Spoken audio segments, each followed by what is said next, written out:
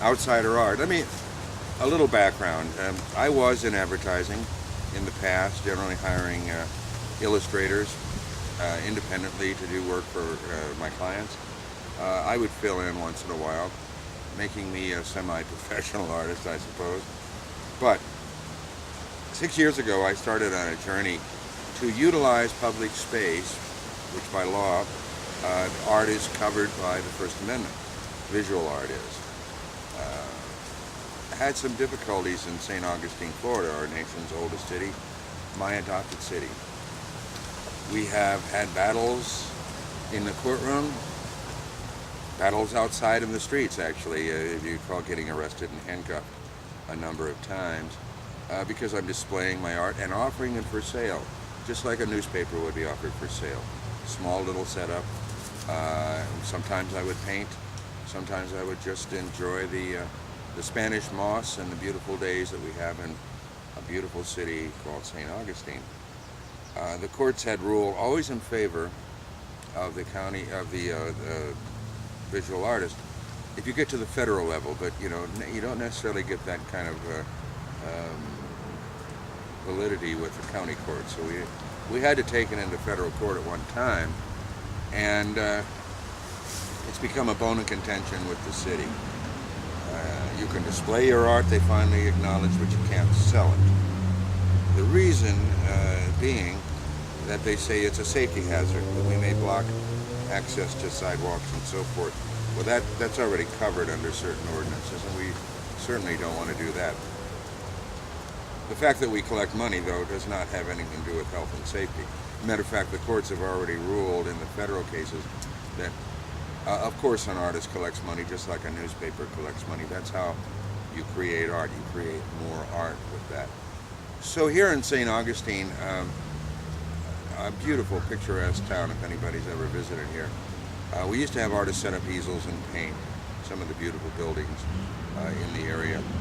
The ordinance as it reads right now, you can't do such a thing. We're working on it. We finally got a new regime of city commissioners and a new city manager. And we've had some talks, and hopefully by fall there will be artists back on the streets of St. Augustine. Outsider art, as I said before, it's not necessarily art created outside, but it is also sometimes regarded as art created by people living on the fringes. Well, I wouldn't consider myself that. Some other people may, but it had become a 6-year battle with the city, and over the time my art has actually devolved into the primitive. You work with, and this is one of my rules, you work with the materials that you have, whether it's found objects.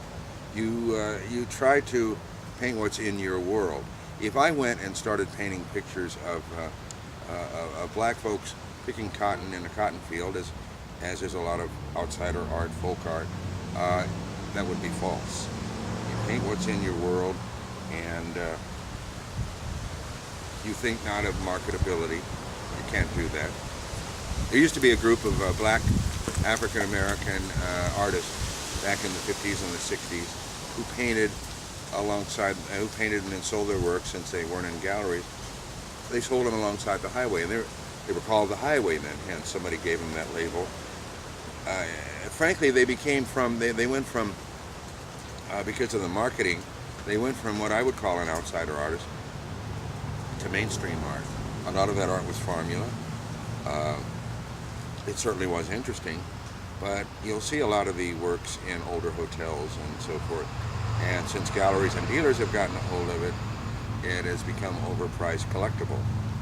And you'll find Howard Finster's work toward the end of Howard Finster's career. Someone wrote a book, The Selling of Howard Finster.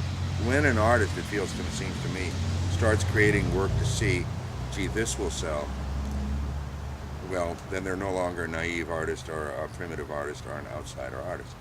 They're simply painting to see what the public will buy. And frankly, I've got to say, I never know what they'll buy. I don't give any thought to what they'll buy and what they won't buy.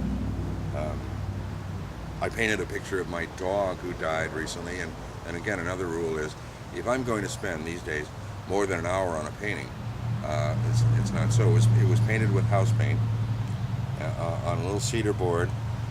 I'll show it to you. And you see, it's a very simple painting called Man's Best Friend. Cool. And I like it.